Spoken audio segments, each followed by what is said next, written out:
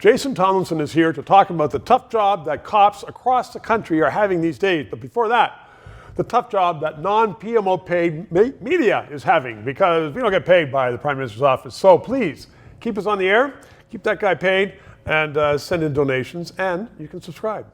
Jason Tomlinson, you are a cop with Toronto. You happen to be running to be the head of the association because, if I understand it correctly, you think that cops need a better deal in these tough times of policing. Yeah, absolutely.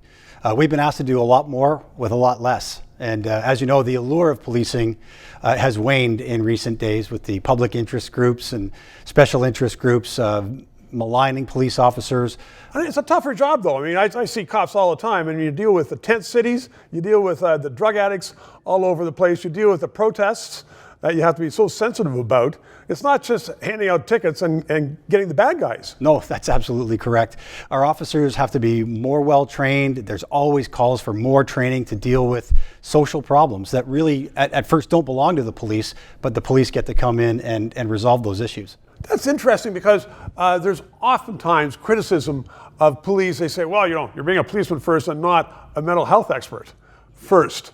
And sometimes there's tragedies that just, because people with mental illnesses are unpredictable. We arrive at a scene, we observe what's taking place, we respond or sometimes react, and that's our job. To be everything to all people is impossible, right, although we do our best. Right, but it's more sensitive training and more difficult training. And then let's talk about the politics of it, because it's not so much, currently the situation, but people are talking about defunding cops. We don't need any cops, defund them. And in some cities, and Toronto I understand as well, the political leaders are reticent to fund. Yeah, absolutely. Despite the fact our neighbor agencies with their police boards and their mayors who respect their officers, ours seems to have a little bit of hesitation with respect to paying our officers, the very best in the country, I'd add, what they're worth and what they deserve. So the suburbs around Toronto are paid, they have their contracts and they're being paid a lot more. So does that mean that, maybe Toronto's a more woke police situation where the politicians say, we don't want to pay you guys? Yeah, I mean, that could be it. The argument is always ability to pay, although I know you're running, so I know you have to be careful about this because you don't want to cheese off those politicians, but it could be the case. Yeah, it could very well be the case. When you're political leaning, maybe not pro-police, I'd say, yeah, you may not want to entertain being supportive of the police so they don't lose their voter base.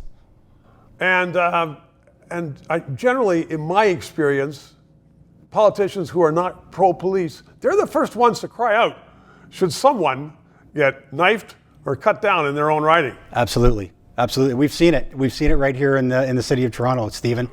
Our city councillors often will malign us, and then when they need us, they're the first to call.